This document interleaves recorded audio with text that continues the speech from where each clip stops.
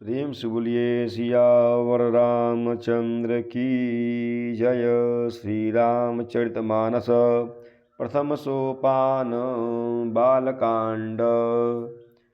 प्रभु की कृपा भयं सब काजू, जन्म हमार सुफल भाजू। राजा के उपरोहित ही हरि लय गयं बहोरी, लय राखे सिगिर खोह महु माया करिमति भोरी। प्रभु की कृपा भयं सब काजू, जन्म हमार सुफल भाजू।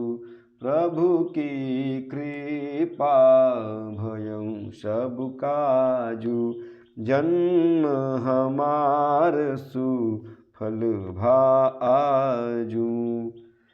फिर वह राजा के पुरोहित को उठा ले गया और माया से उसकी बुद्धि को भ्रम में डालकर उसने पहाड़ की खोह में ला रखा। आपु बिरचि उपरोहित रूपा, परयु जाई तेहि सेज अनुपा। जागे नृप अन भय बिहीना बिहाना, देखी भवन अति अचर जुमाना। वह आप पुरोहित का रूप बनाकर अर्थात स्वयं पुरोहित का रूप बनाकर उसकी सुंदर सेज पर जा लेटा।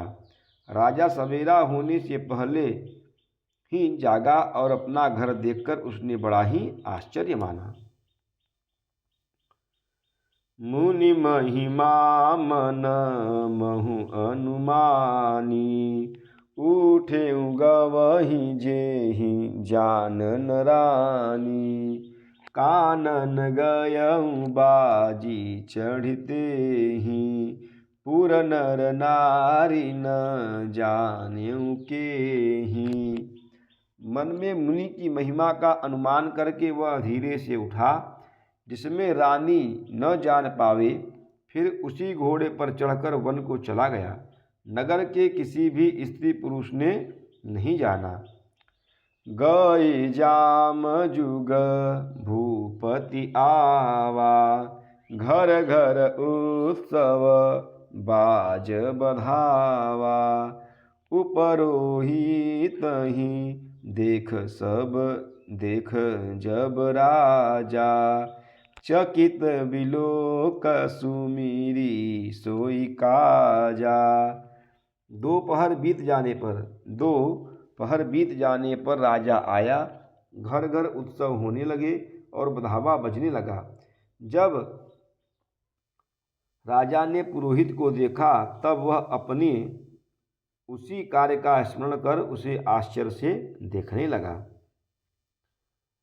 जुग सम नृप ही गए दिन तीनी, कपटी मुनि पद रहमति लीनी।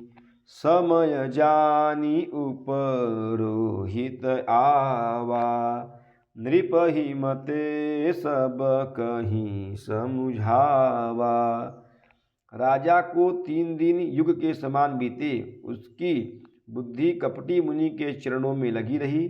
निश्चित समय जानकर पुरोहित बना हुआ राक्षस आया और राजा के साथ की हुई गुप्त सलाह के अनुसार उसने अपने सब विचार उसे समझाकर कह दिए। प्रभु की कृपा भयं सब काजू, जन्म हमार सुफल भाजू। प्रभु की कृपा भयं सब काजू, जन्म हमार सुफल भाजू। नृपहर से उपहिचान गुरु, भ्रम बस रहा नचे। बरे तुरत सत सहस बर, विप्र कुटुंब समेत। प्रभु की कृपा भयं सब काजू, जन्म हमार सुफल भाजू। प्रभु की कृपा भयऊ सब काजू, जन्म हमार सुफल भाजू। संकेत के अनुसार गुरु को उस रूप में पहचान कर राजा प्रसन्न हुआ। भ्रमवश उसे चेत न रहा कि यह तापस मुनि है या कालकेतु राक्षस। उसने तुरंत 1,00,000 उत्तम ब्राह्मणों को कुटुंब सहित निमंत्रण दे दिया। उपरोहित जेव नार बनाई, छरस चारि विधि जसि श्रुति गाई। मायामय तेहि किन्हर सोई, व्यंजन बहुगनी सकई न कोई। पुरोहित ने 6 रस और 4 प्रकार के भोजन, जैसा कि वेदों में वर्णन है, बनाए। उसने मायामयी रसोई तैयार की और इतने व्यंजन बनाए जिन्हें कोई गिन नहीं सकता। विविध मृगन कर आमिष आराधा, तेहि महु विप्रमां सुखल साधा। भोजन कहूँ सब विप्र बुलाए, पद पखारी सादर बैठाए। अनेक प्रकार के पशुओं का मांस पकाया और उसमें उस दुष्ट ने ब्राह्मणों का मांस मिला दिया। सब ब्राह्मणों को भोजन के लिए बुलाया और चरण धोकर आदर सहित बैठाया।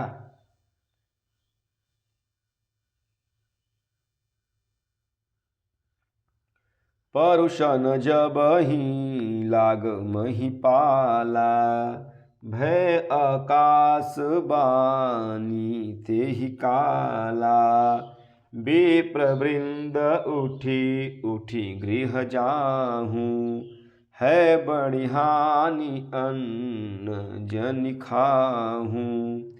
जो ही राजा परोसने लगा, उसी कालकेतुकृत आकाशवाणी हुई, हे ब्राह्मणों, उठकर अपने घर जाओ, यह अन्न मत खाओ, इसके खाने में बड़ी हानि है। भयऊ रसोई भूषुर